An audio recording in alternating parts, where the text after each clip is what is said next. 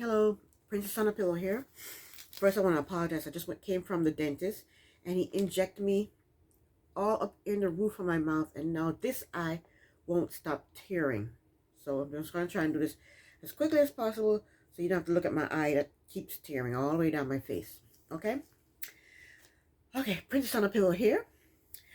I am here to do a review / recap on 90 Day Fiance before the 90 days. It's titled Bad Romance. I think it should be titled Bye Bye Love. All right, let's get started. The first couple is Jasmine and Gino. We pick up where we left off. Jasmine asks Gino if he sent his ex nude pictures or naked pictures of her. And Gino says no. And Jasmine says, yes, you did. And Gino says, no, I didn't.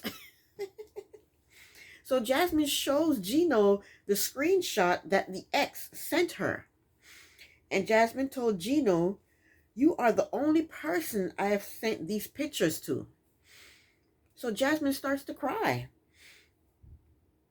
And she says to Gino, just be honest, please. And my heart is breaking for Jasmine. I couldn't stand Jasmine the beginning of this season, and now my heart is breaking for her. So asshole Gino said he was rubbing it in his ex-girlfriend's face. I guess that's his ex-girlfriend, not his ex-wife. I don't know. He said he was trying to show her, look how hot my new girlfriend is. Jasmine told Gino that she would never be able to trust him again. And Jasmine is bawling. And she gets up and she leaves. And Gino gets up from the table and he's like, this is no good. This is no good. And he said he wished he could take it back. He said he sent the pictures as revenge to show his ex how wonderful his girlfriend is. That's a lie. We're going to find out more. He said it was a huge mistake. And he needs to remember this. He needs to remember that hell has no fury like a woman scorned. His ex is scorned and she is furious. So that's why she started sending texts to Jasmine to let him know what her boyfriend is saying about her. And Gino is just stupid. He's just stupid. So Jasmine is off somewhere by herself and she's checking her phone and she finds more messages from Gino's ex. His ex is sending her screenshots of conversations that they had with Gino talking crap about Jasmine. He basically says that Jasmine is crazy and jealous, which is true. But why are you telling your ex that? Why are you telling her that? And now the camera person, Jasmine is walking and the camera person is behind her, filming her, and he's filming him. I'm pretty sure it's him. He's filming her butt. He could film her from behind, from the waist up. Why is he constantly filming her butt?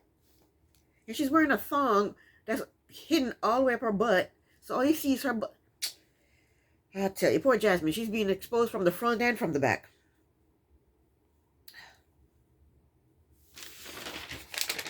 All right. Jasmine said Gino is not the man she thought he was. She says she's done with him and she'll never forgive him.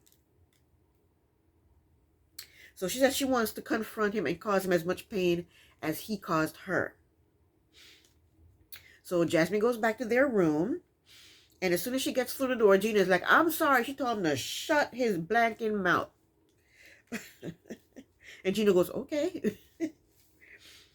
Jasmine told him he is a liar. She says he's a liar because he was talking to his ex. And she's just going off on him. And Jasmine asked Gino, why was he sharing something so personal?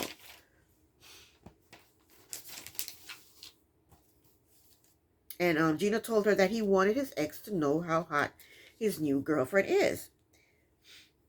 And Jasmine said, "You talked behind my back while I was napping," because one of the messages were that the ex sent was like, Gino was talking about Jasmine, and he said she's sleeping right here.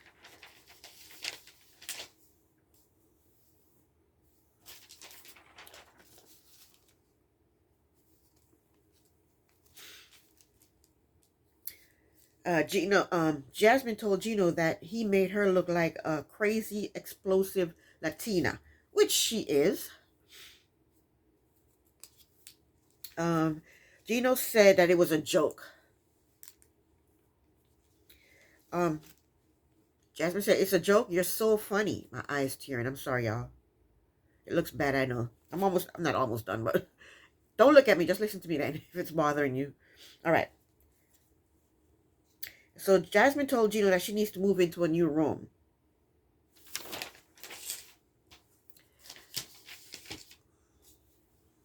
And Jasmine says she can't deal with this level of stupidity. My fan is on. Let me turn it off. She says she can't deal with this level of stupidity. She calls Gino a blank loser.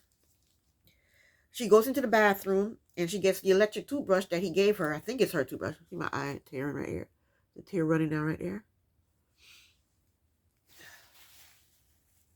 Okay. Yeah, she called him an effing loser. She goes to the bathroom and she gets the electric toothbrush that he gave her, and then she throws it outside. And I hope she has another toothbrush. Gino asked her, "What did you just throw out the door?" And she said, "Garbage." She said, "Garbage." um, Jasmine told Gino that she is that that he just lost the only person that truly loved him. She told him that he's nothing but just she told him he has nothing. Oh, she told him he has nothing but just his money to spend on sugar daddies. Apparently, Gino was paying women to either have sex with him or go out with him. That's what the ex told Jasmine. So Gino says that's not true. Gino said he was not dealing with sugar babies when he started talking to her. So I think it happened a long time ago before Jasmine. Gino said it was a long time ago. And I believe him. Because he doesn't have the money now to pay no sugar babies. Because he's not working. Back then he was working. He's not working now. That's why he couldn't buy the clothes that Jasmine wanted him to buy. Because I guess he's running through his savings and he's trying to not spend too much money. But Jasmine doesn't believe him. She told him she never thought he would be an old man who would have to pay for sex. She said she's not interested in that type of man. In his confessional, Gino said he was looking for a long-term relationship, but dating sites were not working for him. The producer asked Gino if he paid girls to go on dates. Gino said a couple of times, but it was dinner dates. The producer said, "So you just paid for the dinner or did you pay the girls?" He said he paid the girls.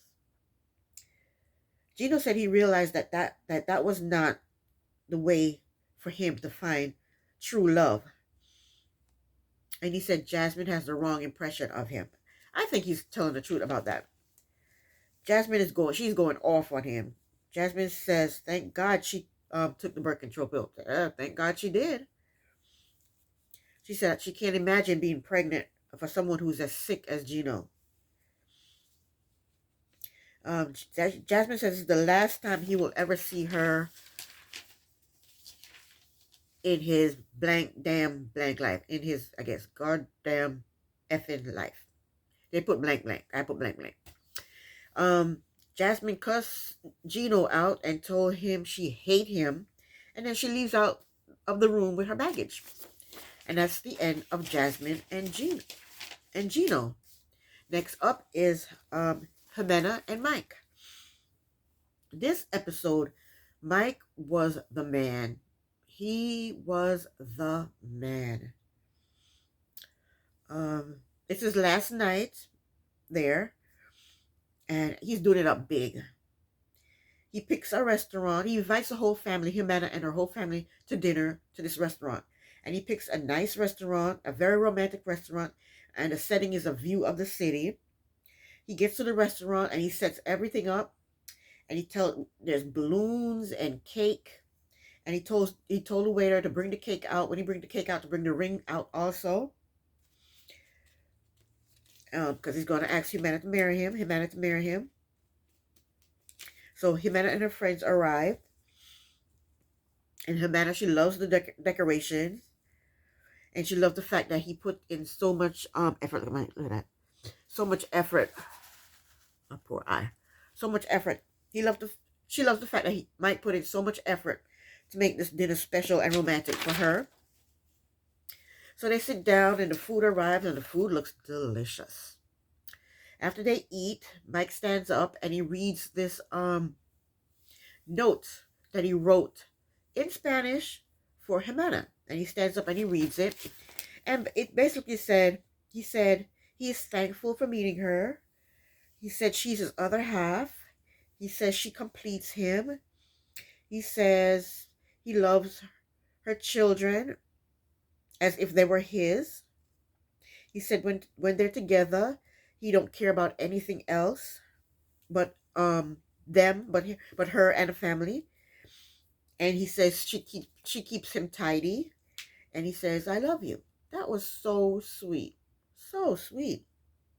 I'm glad he wrote it and read it in Spanish. That was nice. He didn't use that freaking app, that translator app. Kudos for him. Jimena, she loved it. And I think her family did too. The waiter, they brought out the cake with the ring and he asked her to marry him. She starts to cry. And then she says yes. And he slips the ring on her finger. And Jimena says Mike is sweet, kind, and loving. And he has won the affection of her and her family. And it's very touching.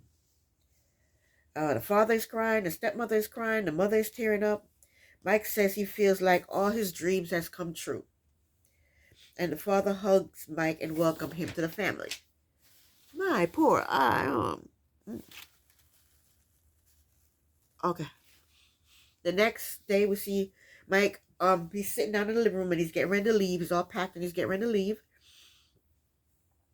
Mike says he feels sad that he is leaving and the father wants to know when he'll be back. He says in a couple of months.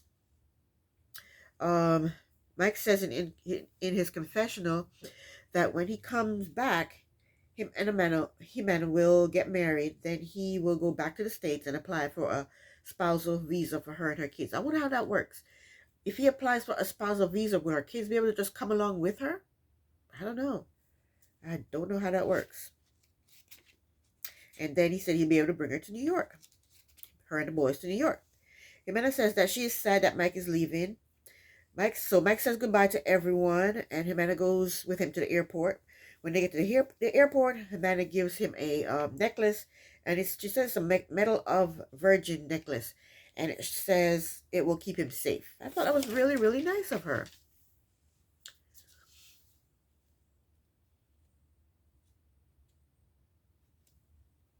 Well, she said that this necklace is blessed and it will take care of him, is what she says. So they hug and they said their goodbyes and Jimena cries. And we saw Jimena talking to the camera and she says she's talking to the camera and she doesn't seem optimistic that he's coming back. Oh, well, that's the end of that. Next is Ben. We see Ben in the gym. He's working out.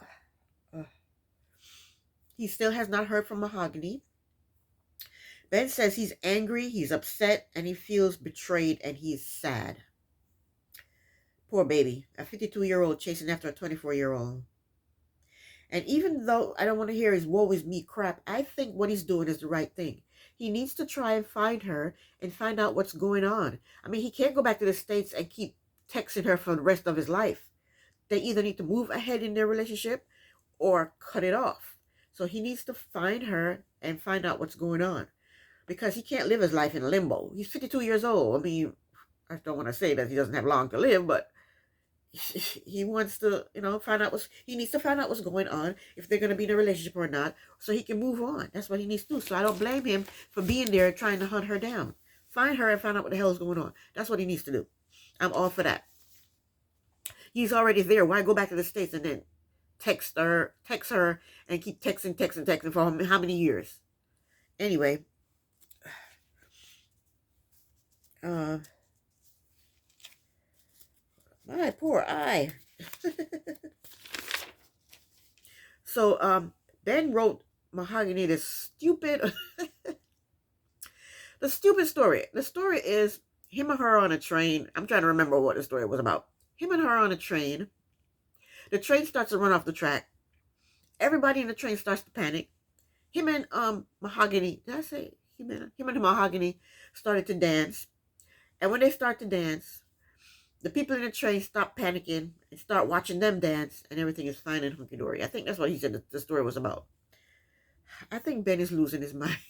I think he's losing his mind. So Ben called his friend Jason, and he tells Jason that Mahogany did not meet him at the airport, and he hasn't heard from her. And Jason told Ben that she might not be real. And Ben says that Mahogany knows him intimately. What does that mean? What does that mean?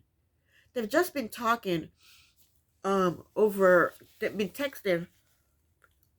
So how does she know him intimately? What does that mean? I would like to know what that means. And Ben basically told Jason that he's going to find Mahogany, and I think he should try and find her. Ben told Jason to pray for him. So Ben calls Mahogany again, and he gets no answer. So he sends her a text to let her know that he is headed her way. So later we see Ben, he gets into a car. He says he's going to San Bartolo. So when he gets into the car, he asks the driver for a restaurant in San Bartolo, and the driver recommends Milonga, the restaurant Milonga. So Ben texts Mahogany and tells her to meet him at Milonga restaurant. And Ben tells the driver that he's meeting his girlfriend at Milonga restaurant, and he asks the driver to take him there. And then he tells the driver that his girlfriend's name is Mahogany. Why are you doing that? The driver don't care. Okay, so he's driving, and 30 minutes later, he gets a text from Mahogany. Wait a minute.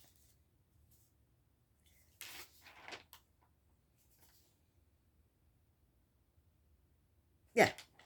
He gets a text from Mahogany. And the text says, Bartolo is very distant to Lima. That doesn't make sense to me, and it doesn't make any sense to Ben either.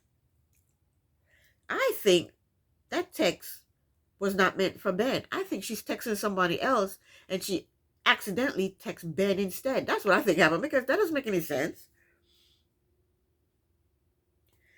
But let me tell you, this is what I think is going on with Mahogany. I watch another YouTuber do a review on 90 Day Fiance, and she put up a picture of Mahogany, and Mahogany looked okay, but she didn't look as beautiful and as gorgeous as she does in the pictures that Ben has.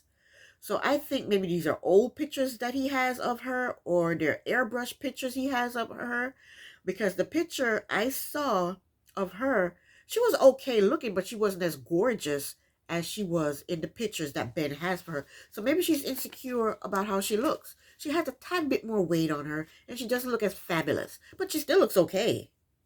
She still looks okay. But maybe that's the reason she doesn't want to meet him, and she doesn't want to FaceTime with him, because she's not looking as gorgeous as she looks in her pictures. But she's fine. She looks okay. I don't know. So Ben is so happy that he got a text from Mahogany. I don't think that text was for you, boy. So he texts her again to let her know that he'll be at Milonga restaurant at 8 p.m.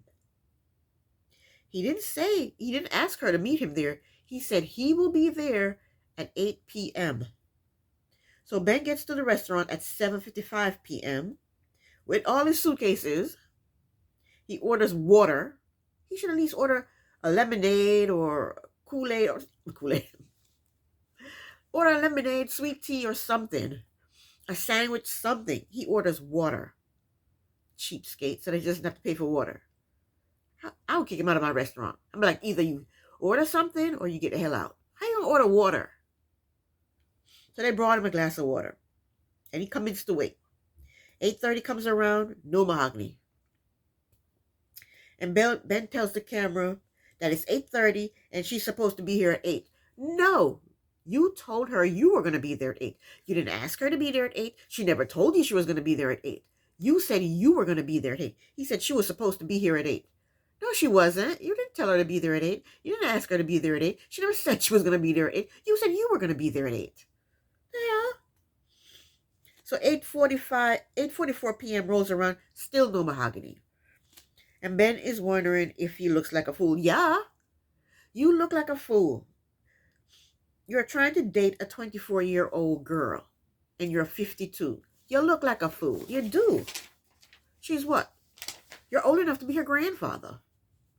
You are. All right, that's enough of them. Now we're on to Alina and Caleb. Alina and Caleb are out to dinner, and they only have 2 days left to be in Turkey.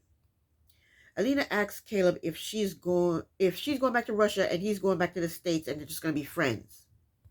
And Caleb said, I told you I'm trying to figure this out. And he says, we are friends anyway. We're friends anyway. So what are you talking about? We know we're friends anyway. And Alina told him maybe he doesn't care enough. And Caleb said, what I am doing Caleb asked her, what am I doing to make you feel like I don't care about you or care for you?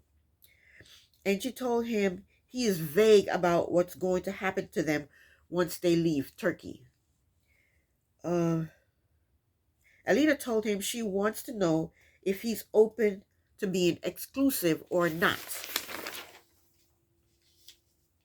No, Elena, he's not open to being exclusive with you, because if he was, he would have told you a long time ago. So Caleb said, you are trying to ask me if I will be your boyfriend? Alina said, I can't go back to Russia without an answer. Well, then stay in Turkey for the rest of your life then. I hate when people give people ultimatums. How dare her give him an ultimatum? Stay in Turkey for the rest of your life. Don't go back to Russia then. So Alina asks Caleb if he is afraid of commitment. Caleb basically tells her that he will commit to the right person. That should tell you everything right there, Elena. He's not committing to you because guess what? You're not the right person. He said he'll commit to the right person. He said he wants to experience being with her more, but she's forcing him, she's forcing an on-the-spot answer from him. And she said, it's not on the spot. I've been asking you this the whole trip. Yes, you've been asking him the whole trip. You've been asking him the whole trip to give him an answer, to give you an answer on the spot. You've been asking him that the whole trip. You've been asking him. Elijah's been asking him. Maria's been asking him. Y'all won't leave the man alone to think. Y'all been asking him on the spot. So what are you going to do? What's going to happen? Y'all asking him on the spot. Let's see what happens. Caleb said it's not that simple. And he's right. It's not that simple. For one thing, she's a little person. Another thing, she has disabilities. Other than being a little person, she has other disabilities. And she lives in Russia and he lives in the States. Poor I. It is not that simple. And he told her, he says, it's not that simple. It's just make a decision like this. He told her that if the trip was a week or two longer, he may say yes to a commitment. Or if she was, if she lived in the States, he may make a commitment. So Alina, she's not happy. She keeps saying might. And Caleb, he gets real with her. Caleb tells her that she has needs that have to be met. He told her that she needs someone who can pay attention to her and help her. He told her that he doesn't want to take it lightly, and he said he wants to make sure that he can do that for her. He is a person that can be there for her like that. He told her that he thinks she deserves someone who can do everything, that she needs him to do for her. Then he messes up. He told her she basically needs an aide.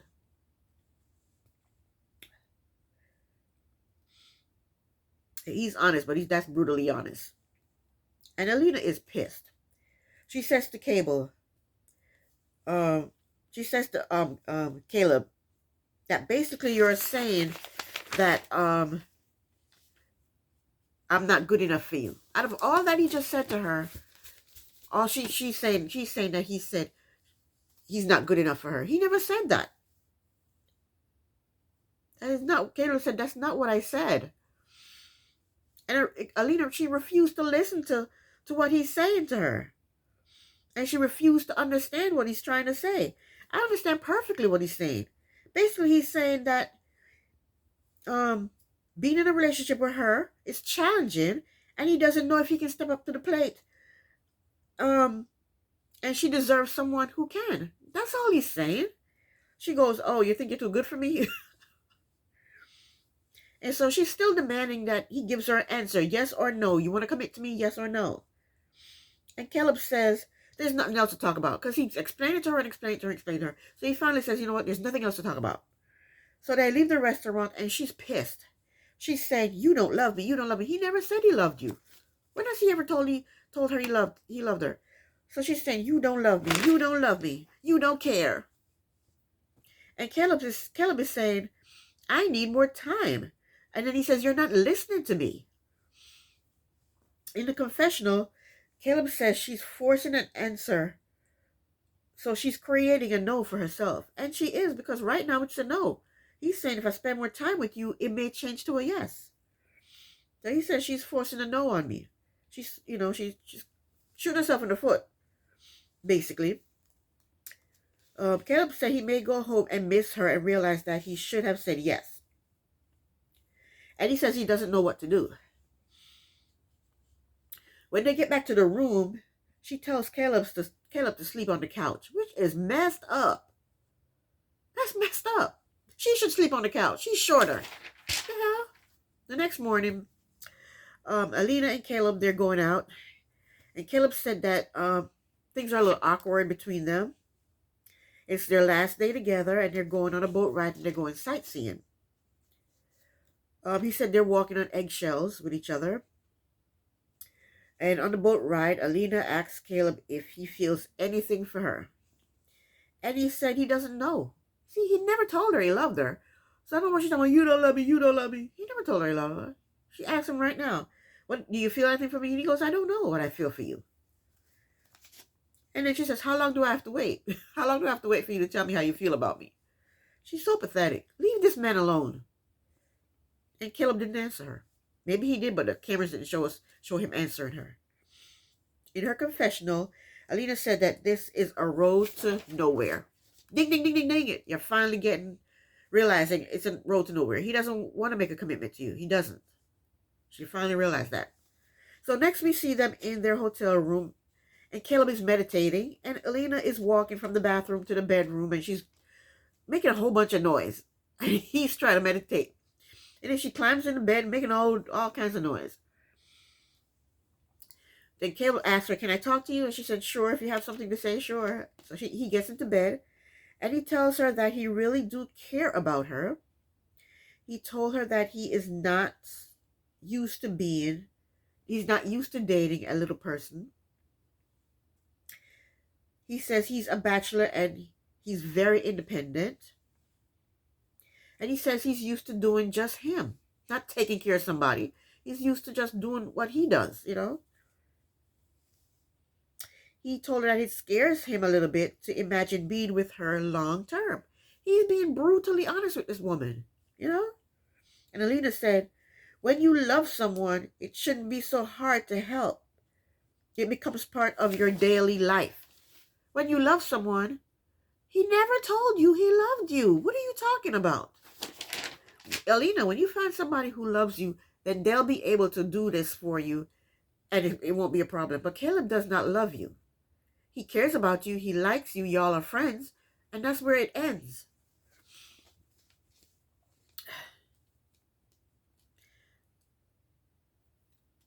And then she's making it sound like her needs are not much. Or, it doesn't take a lot to help her. It takes a lot to help her. It takes a lot. Caleb said he doesn't know what the life he wants. What? Caleb said he doesn't know that life wants for himself. Yeah, he said doesn't know if that's the life he wants for himself, to be helping someone constantly. He said he doesn't know if that's the life he wants for himself. And I love his honesty. Alina said she is disappointed and heartbroken. Alina tells Caleb that she's tired of people not wanting to be with her because she requires help. And then she throws guilt on him. She goes, I thought you were different. The nerve of her. She thought he was different.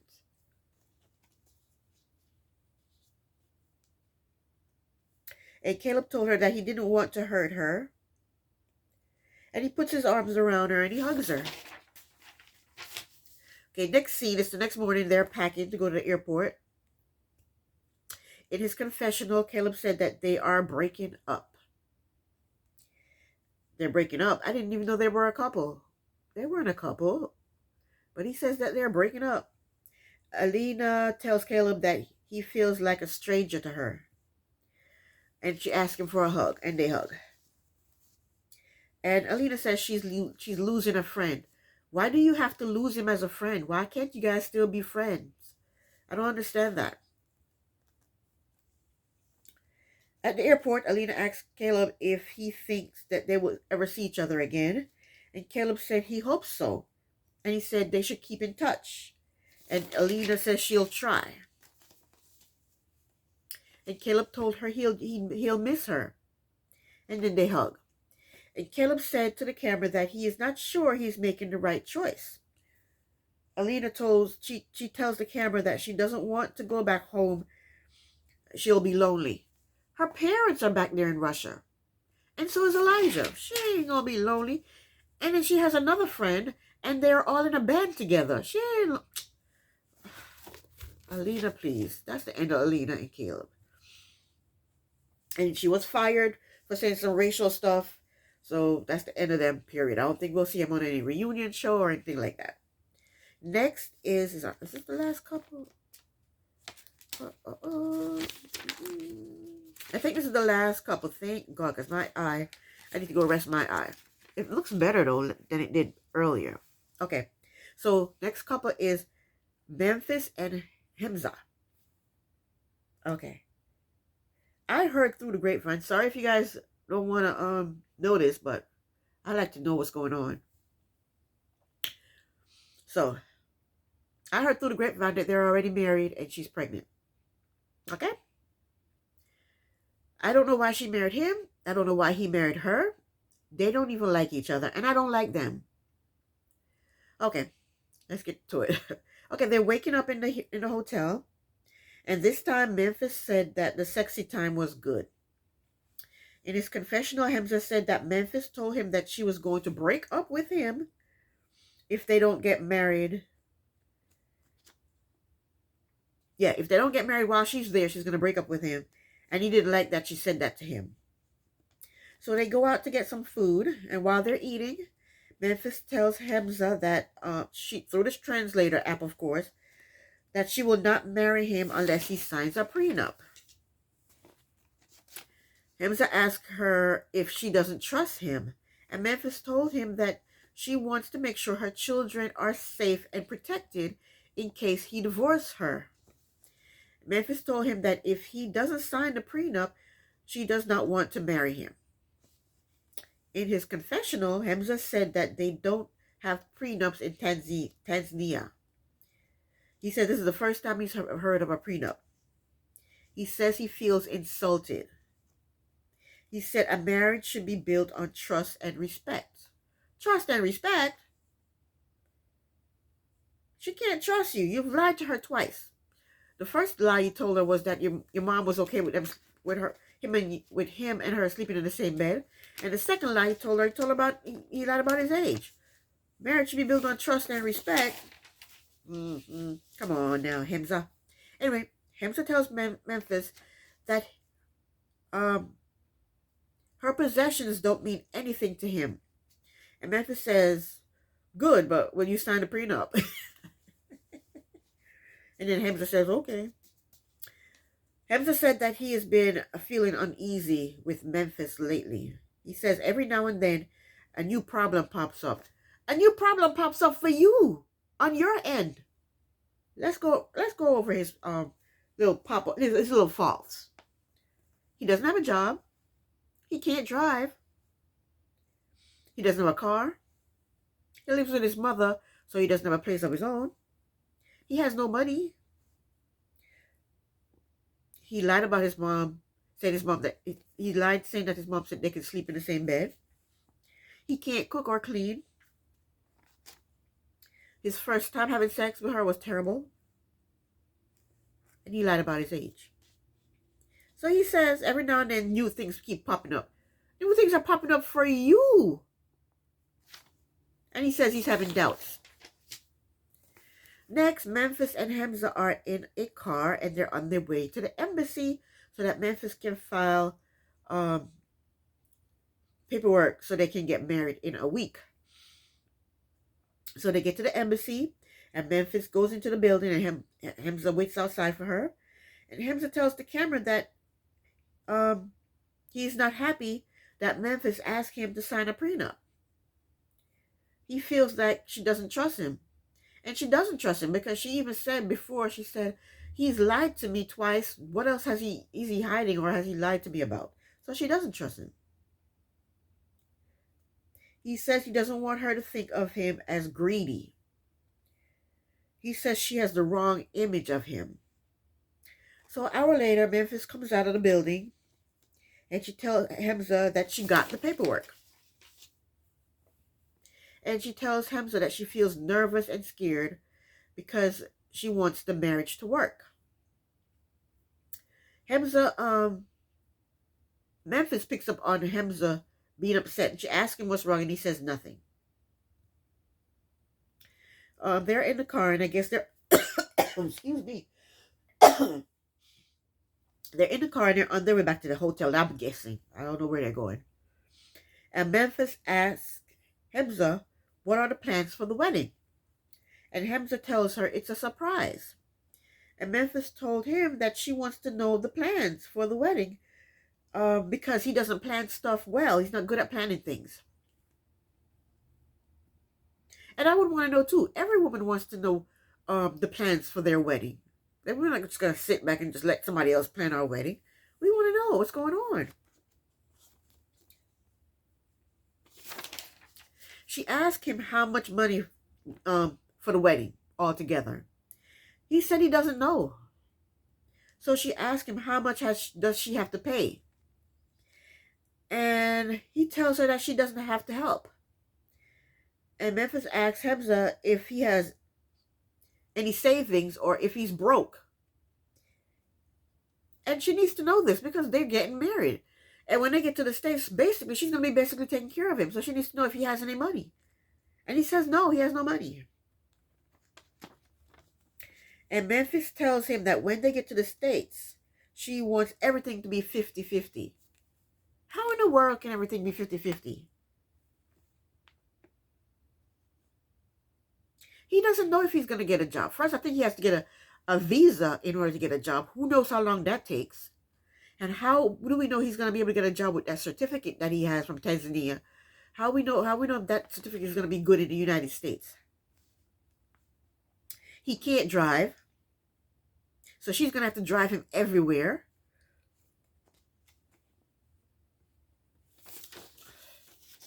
He doesn't know how to cook. He doesn't know how to clean. He doesn't know how to speak English properly. I hope she knows that she's going to be taking care of him for a few years until he gets himself together. He has to get a visa, right? In order to work or be legal, I think. I don't even know how this works. He has to go to take driving lessons because he doesn't know how to drive. He has to take English classes or English class because he doesn't know how to speak English that well.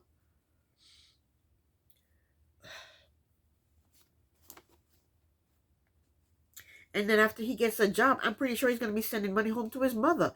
He may even want to apply for his mother to come to the States. So I hope she knows it's not going to be peaches and cream. Nothing's going to be 50-50 for a long while, for maybe 2-3 years. So what is she talking about when he gets to the States, everything's going to be 50-50? No, it's not. And she needs to be realistic about this. Himza tell Memphis to stop because she's getting on his nerves. He tells her he is sad. Himza says in his confessional that Memphis is making him feel weak. You are weak because you're not bringing anything to the table whatsoever. He's not bringing anything to the table. He's just going to be a third child for her to take care of until he gets his visa and, things start rolling along for him. 41 minutes, okay. I would like to know in his mind, what does he think coming to the States is going to be like for him? What does he think? What does he think he's going to be doing? Does he think he's going to get a job like that? He has to learn better English. He has to wait for a visa to get a job so he can work in the States. He has to learn to drive. I mean, there's a lot of things that he's going to have to learn to do. Now, Himza is wondering if he can spend his whole life with Memphis. And that's that. That is the end of my review of 90 Day Fiance before the 90 days. I'll be back next week with another review. If you haven't done so already, please subscribe to my channel. Please like, comment, share my videos. Thank you very, very, very, very much for watching. Princess on a Pillow here. Bye.